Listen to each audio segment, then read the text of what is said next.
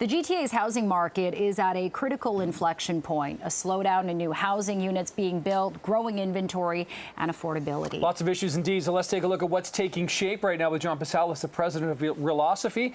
John, good to have you in studio this morning. Glad you're here. Now, the slowdown in new housing starts, we did have those numbers from last month saying that overall we are getting there in terms of the starts, but how do you sort of put the numbers into context of what we heard about where we're at and where we need to be?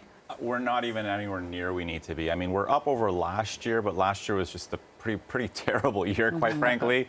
And when you look at the 10-year average, we're significantly below that. And the reality is, if you listen to what CMHC says, our housing regulator, politicians say, we need to be doubling and tripling the number of homes we're building. And now we're building less than what we've been building over the past 10 years, or at least sales are below that level.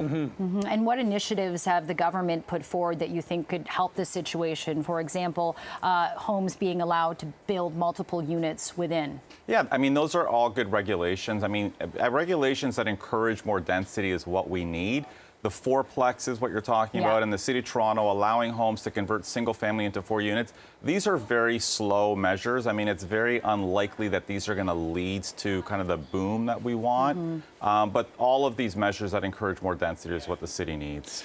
And John, of course, the one thing that you can't talk real estate anymore without talking about interest rates. I mean, we were in a period of record low rates, but of course, you know, the rising rates from the Bank of Canada that's led to the banks raising rates here. Some people think that the bank has maybe been a little too aggressive. What are your thoughts on where the Bank of Canada has gone with these interest rates and what's that's doing to the market? Well, the bank's being driven by inflation, of course. I mean, not housing. I mean, they do think about housing.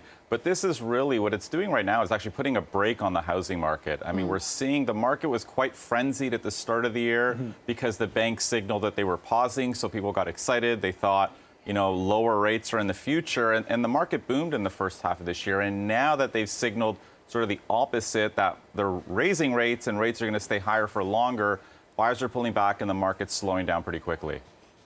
So, John, if you had a blueprint for what you think can be done to solve this housing supply issue, which is something that didn't happen overnight, it's kind of been brewing for years and years, what would be kind of the first step you would do? You talked about density, but how do we do that?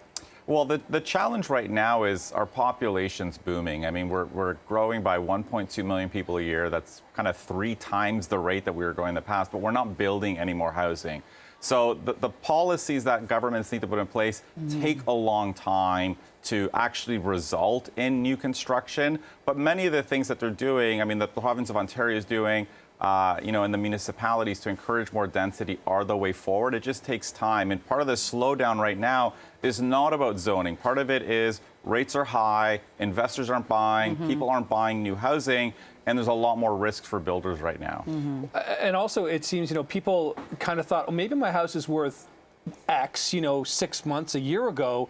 Now they see where the market's moved and they kind of go, do I want to sell? Because I feel like I could have had this, and people are kind of hanging on to the past. How much is that hindering the market, the mentality, the psychology? Absolutely a little bit. That was holding back sort of new listings at the start of the year. Prices have gone up a little bit, so that's encouraging some people. The problem right now is people are stuck because rates are so high, it's far more challenging to upsize today than what it was, you know, 2-3 years ago when rates were a lot lower. And that's really what's constraining the inventory right now.